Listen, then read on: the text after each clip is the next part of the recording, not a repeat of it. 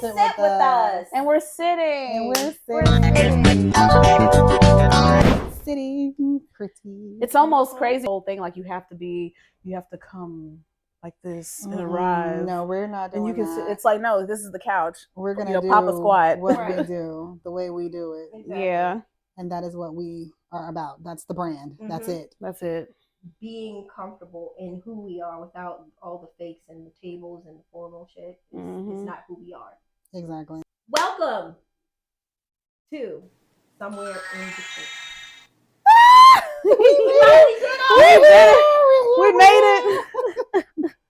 This will be our first episode, and we're really excited. We are excited. Oh, so excited.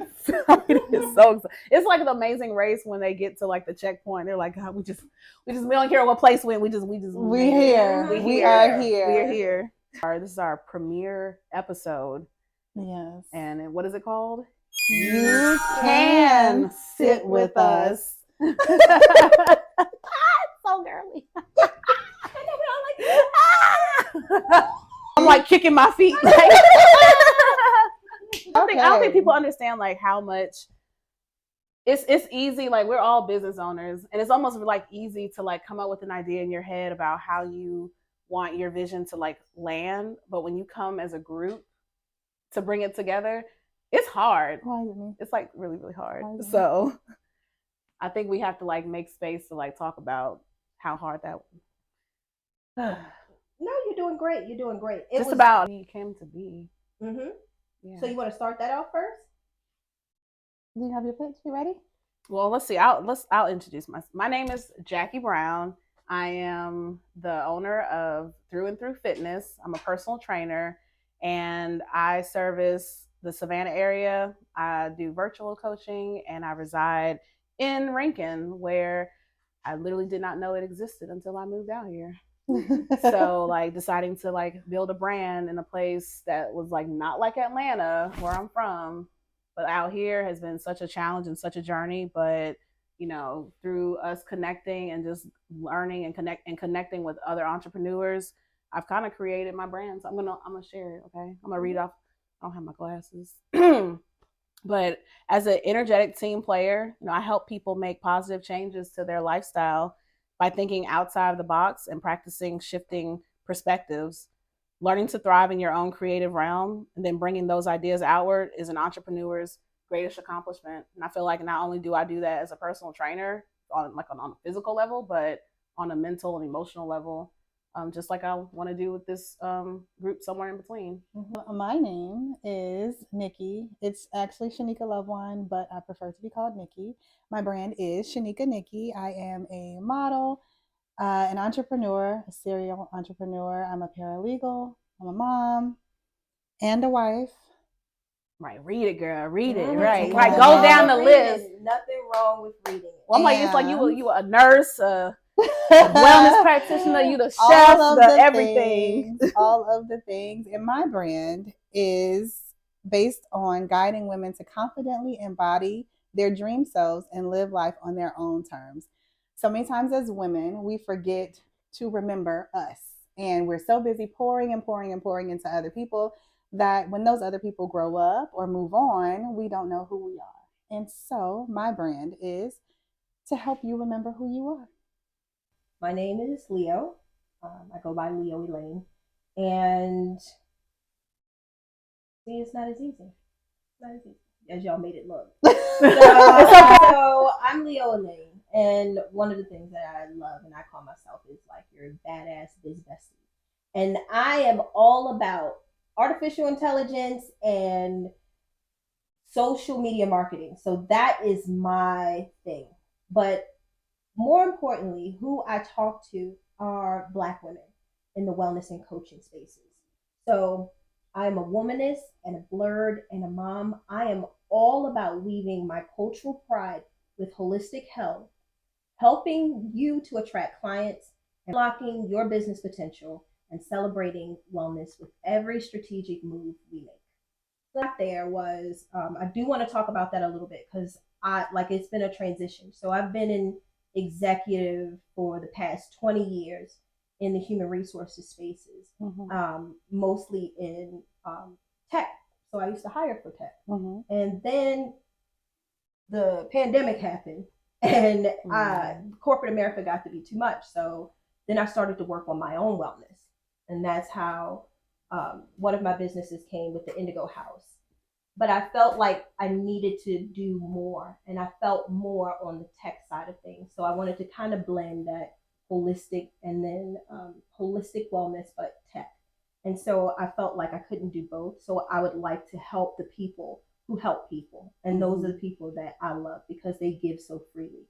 You know, working in wellness and trying to heal people is not an easy job. Right. So anybody that commits their life to that, I want to make it easier by doing things that I know technically.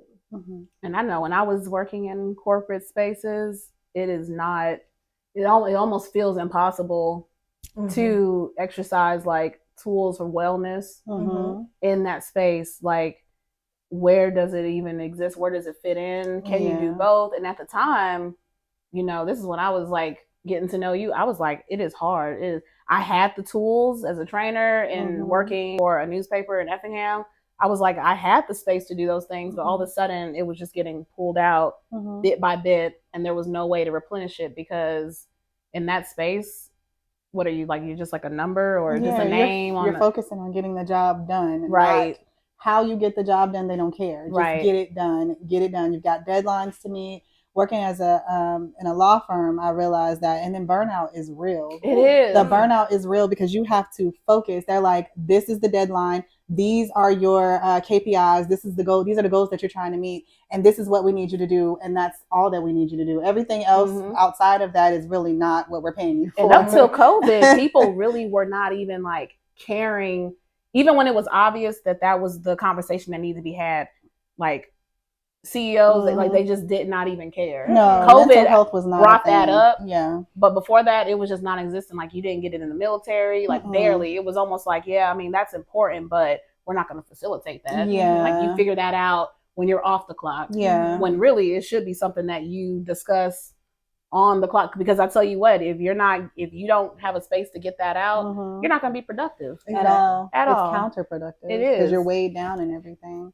Right, exactly. And I love that we're having this discussion because I think a lot of the times you feel so alone as a woman. Yes. And even under that, as a Black woman, if you're a Black woman in corporate spaces, it's almost like you're given the bare minimum and asking to do above. So then you're trying to figure out how to do my job properly with the bare minimum tools. And I feel like sometimes in corporate, there was no support. Yeah. You know? So the ladder basically is white men, other men, then it's other men, right. White women, Black women, other women. Right. Like it's just like there are different tiers for it. Not to say that other women in business and corporate spaces do not get the short end of the stick, because they absolutely do. But then, you know, coming in as a Black woman, you still are going to be underneath the other women who are already struggling. So you come in having to do 10 times more than everyone else. And we can do it. We will do it. But it's still having to have a space where you can come to be able to lay it all down, be able to be vulnerable, be able to be yourself, and then also be able to take off that extra piece that you have to put on when you go out into those workspaces, because you have to code switch and you have to go into the space and your voice might be this octave, but then when you go there, it's this octave. And it's like, you know, you have to be aware of those things. And then you sometimes are not even aware of it, because then when you get into other spaces, then it's now you're the white Black girl, or now you don't have to talk to us like that because, you know, you're home, you're amongst friends and family, but now but then sometimes that's just you. That's just who you are. And then now you're made to feel like who you are is not Black enough, or it's not corporate enough, or whatever enough. And so this space is for you. It's for you, girl. Come on in. If you like to wear tennis shoes and a power suit on top, this is for you. Whatever whatever makes you different is accepted here. So come on in. Come on. And if you don't want to say sincerely Jackie Brown, but you want to say, hold on, Jackie Brown, this is for you. Exactly. And I think that it's wonderful for us to build a space where people can truly be themselves without judgment. Absolutely. And have a sisterhood that will also support them in their business as well as personally. So that's why we made it. That is why. That is why. So I would like to ask a question for y'all. Mm-hmm.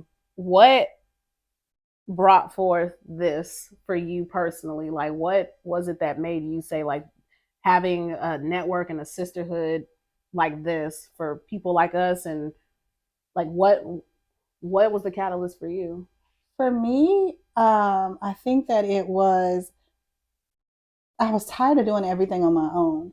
Like when you are an entrepreneur and a business owner and a mom and doing all of the things, you need help. And sometimes it's so hard to just be vulnerable and to say, I need help. Can someone help me? Can somebody, I do this thing and you do this thing well, can we put our resources together? Can we help one another?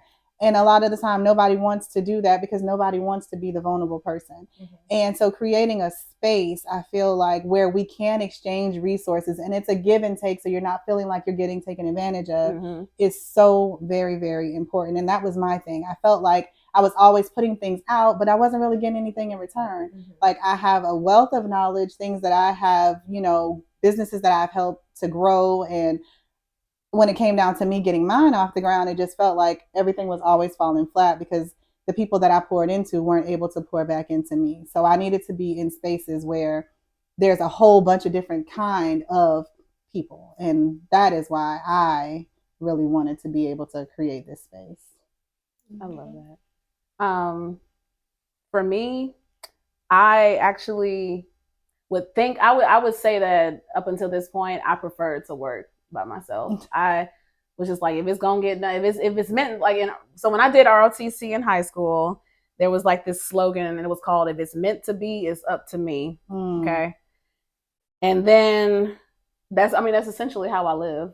I'm like, if I don't do it, it won't get done. And in the same token, being that I am, prior military, prior Navy, we have this other saying, and it's on the strength of one link of the cable, dependent the mind of the chain. Who knows when thou mayest be tested, so live that thou bearest the strain. It teaches you that you don't know when you're going to have to work. You don't know when you're going to have to support the load of family, work, marriage. You don't know. So you always got to move as if you were bearing that strain. Well, let me tell you, the military got me all the way fucked up because it's unsustainable. It's so unsustainable. It is unhealthy. You're right. You can't do it. That's unhealthy. I mean, it's not a healthy situation. Like, why am I so constipated all the time? Like, it's like, go. I thought, like, I'd be like, let me just drink my lemon water and like ask for help. Right. Ask for help. Because I got so many ideas, so many goals, and they're really good goals, but you cannot do it without a team. You cannot do it. It is so much harder, and it's so many limiting beliefs that we have in us that keep us from like being our best selves. And like, I have to have people that I trust to like say, like, you know what, that's about the dumbest, best idea I ever heard. Like, you can do it. Yes. But then also people would be like, hey, like, you getting in your own way. Yeah. This is what it looks like. And then like, just like with my personal relation, like my relationship at home, like I have a safe place that I can land those ideas and know that he's not just gonna attack me. I also wanted to find that with a sisterhood, in a sisterhood, in girls. And I'm like, I know it exists because like best friends, like we have them, but like there has to be a place for that professionally, business, right? In business, like whether you a personal trainer or you a mortgage broker or whatever, it's like the answer is not just always in you. Right. You have to be able to like stretch and land those thoughts with trustworthy people and trust in other people. Yeah, and I think for me it was knowing I had the same struggle that you have. I can do it myself. I can do everything myself. But what I realized that doing things by yourself is a trauma response. And that was my thing. Yes. I was like, no. We don't even realize it. I'll do it myself. I'll do it myself. Why were you doing it yourself, Leo? Right. Because I don't want anybody to mess it up for me. But why do you think they would? Right. As a Black woman, though, come on now. We get it's almost like it's passed down to us to figure it out, to do it ourselves. Yeah. If somebody ain't gonna be there next to you holding your hand and supporting you and letting you cry, you can't just cry and like Mhm. stay there. You got to get up. So You gotta sometimes get you just up. got to shut it off. But then even like we live in a day and age where that's just not even realistic. Mhm. It's not to do what we want to do. Mhm. We trying to grow. We're trying to grow. Different businesses, but the mission is there. The mission is the And same. you know what? there. The African proverb, that's why I had to pull it up because I remember it. And it says, if you want to go fast, go alone. If you want to go far, go together. That's what it says? That's what it says. Yes. You know, if Africa says it. Oh, right. Oh, it's got to be true. So, yeah, that's what I'm saying. And so, ain't no way around it. You know, yes, we can go faster by doing it ourselves, but we can go further with the help of others. Doing it together. Yes. Absolutely. So that is why you have the 3 different perspectives as to why we created Somewhere in Between. We obviously are all 3 similar but very different.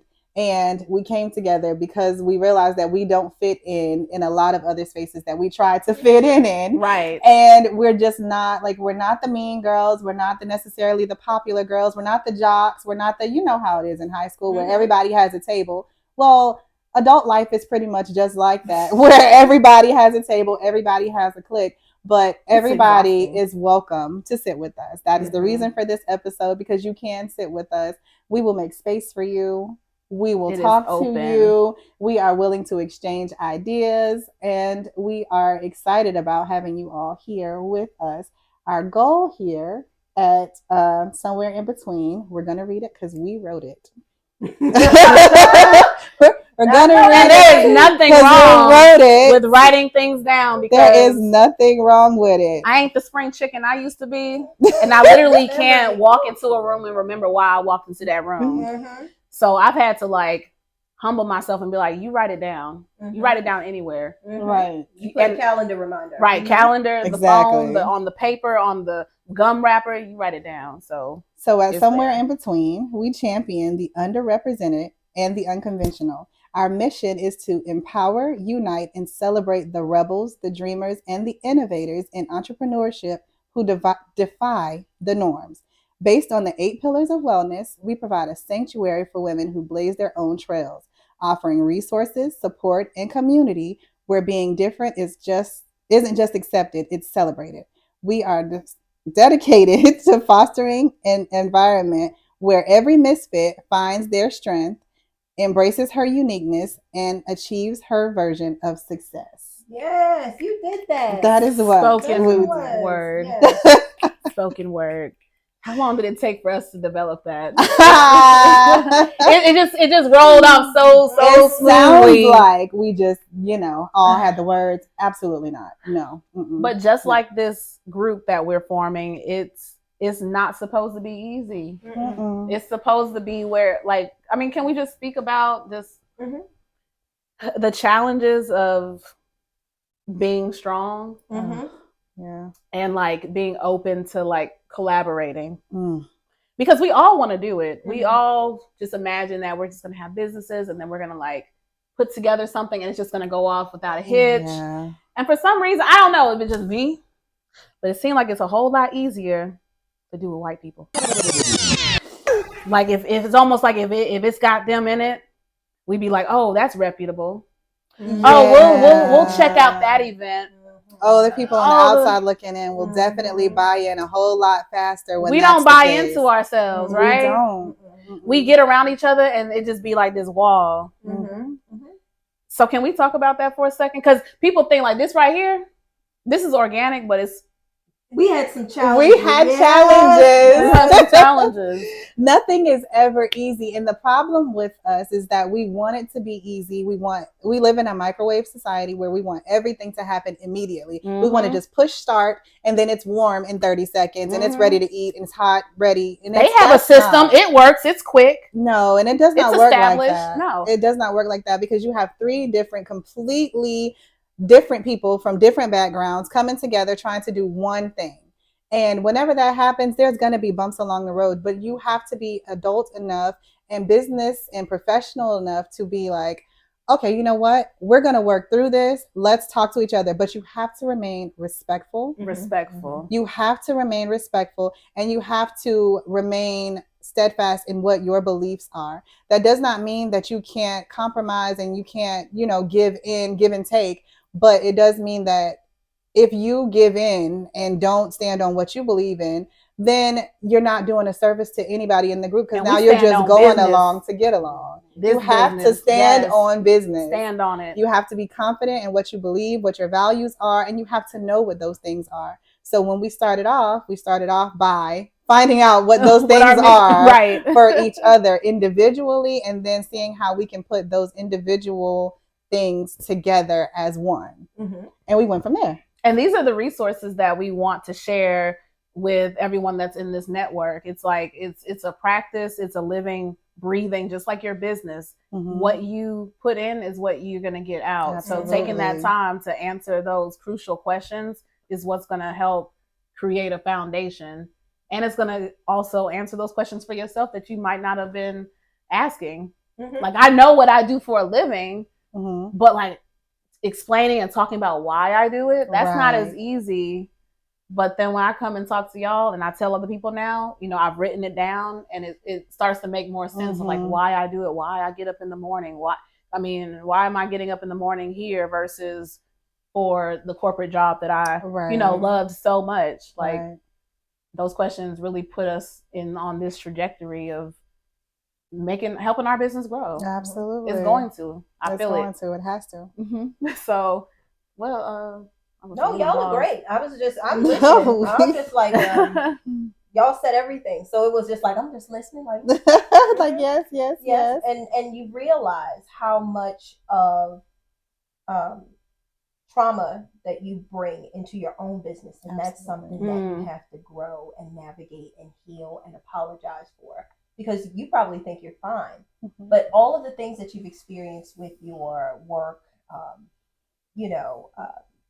just relationships in general, the betrayals and all that stuff, it impacts your business. The betrayals in business. Right. And how you show up in business, how you treat other people in business. So, just working through those things and realizing that, hey, I don't have all the answers, and it's okay to not have all the answers. I have a team of people that will support me and hold me accountable, but also level me in the process. And I think that is so important. So, and you're not going to find that in a lot of places. No. A lot of places, they don't care about your feelings. Like, they realize they're important, but they're not going to do that work with you. And then you end up not feeling valued, or you keep those same toxic things that you're trying to grow out of and grow through. Yes, we are empowering success through wellness. Through wellness. Wellness. For people, like, I don't know, we got to get like the wellness, because when people hear wellness, they immediately probably think like healthy and like celery and like sweat. But no, like when we talk about wellness, we're really talking about like the different branches of like holistic care and what that is. But I can never remember them all. The 8 pillars of wellness. Yes, the 8 pillars. You can say them, ma'am. Oh, okay. Right. This Miss Laptop. I know, yes. right? I'm just pulling up the So the first one I'll take is intellectual. That one is about recognizing creative abilities and finding ways to expand knowledge and skills. Okay. That's like stretching your brain, right? Like people be like, oh, I'm so stupid. And it's like, you're not even living in your own space. So like, let's say if you work at a warehouse, you're trying to figure out how to like work a machine or something random like that. And you're like, oh, I'll never figure out this protocol. Well, like maybe that's not the space you're supposed to be in. Maybe you're supposed to be stretching your brain to like read a book once a month or something like that. Like that's that intellectual stretching that some people might not use. Like when's the last time? I don't know. Now we have a we got books,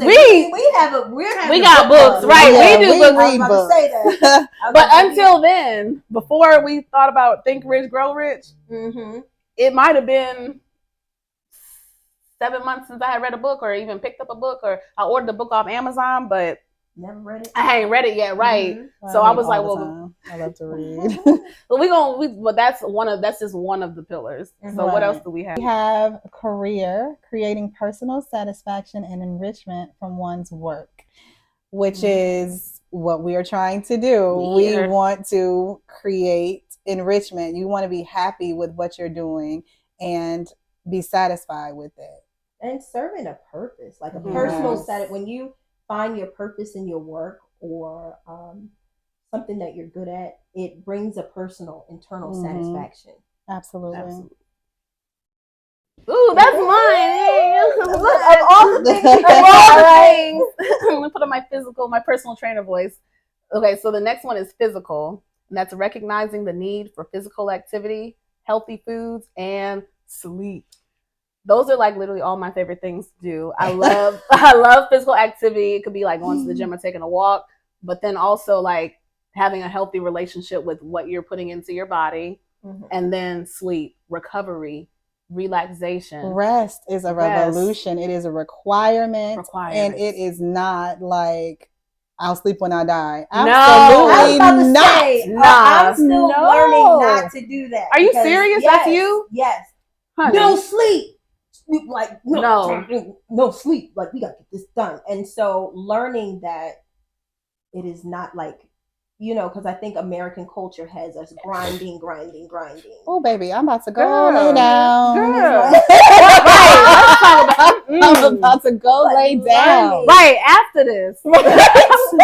Nap time will be had. But learning how to listen to your body and know that sleep is so important. Absolutely. What you put in it is so important. And to not neglect your health for your business. Absolutely, because that is the number one thing when I do, like the clients that I work with, when we talk about making time for wellness activities, the job is always the thing that takes away from everything else. And there has to be, I'm going to mess it up, I think, but there's a saying that I learned when I was in France. They said that they work to live, they don't live to work. Yes. And once when I lived there, and that's how it was, like in the morning from like 8 to 11 I would teach, and then from 11 to 4 you could leave and go eat or have lunch or run errands or do whatever as a teacher, and then from 4 to 5 then you taught another class, and then that was your day. And then on weekends it was completely different from anything that I've ever experienced in the States. And I was like, so you can do this. That's why I said, like, you just learn that the rules that we have in America don't have to apply to our lives. They don't have to apply to everything. You do not have to run yourself into the ground to feel like you are doing something. Because that's not really what we want to do our work. Right. Like, we want to do stuff outside the house and things that are fulfilling outside of taking care of people. But it shouldn't be the 90% of your life. Right. And you shouldn't feel like you have to schedule your life in around your work. Exactly. It should be the other way around. Especially around sleep. Especially around sleep. Mine is social, developing a sense of connection, belonging, and a well-developed support system. And I think that's what this group does. Exactly. And so coming together to be each other's support system, we've had some really vulnerable moments that happened in our lives personally. And it was just wonderful to come together as friends and also just entrepreneurs and really know that we're supported in a safe space. And I just want to thank you ladies for giving me the opportunity to grow and be vulnerable with you all, because this is not like vulnerability. Who wants to be vulnerable? Who like wakes up in the morning like, I want to cry today? Yes, no, we are absolutely supposed to be the strong Black women. And what the hell are these tears? Where did they come from? Put them back. Put them back. Reverse. Like if somebody tries to make me emotional, I'm gonna slap them. Right. Like we about to. I don't need their business. Yeah, no. I can deal with somebody and that's not what we want to do. That's not. You got to push through the hard things. The hard things have to be done. You can't go around them. You can't go under them. You have to go through them in order to be healed on the other side. Unless you just want to go around being a broken person, then that's breaking other people. Then that's your business. But you can't. You specifically can't sit with us. Right.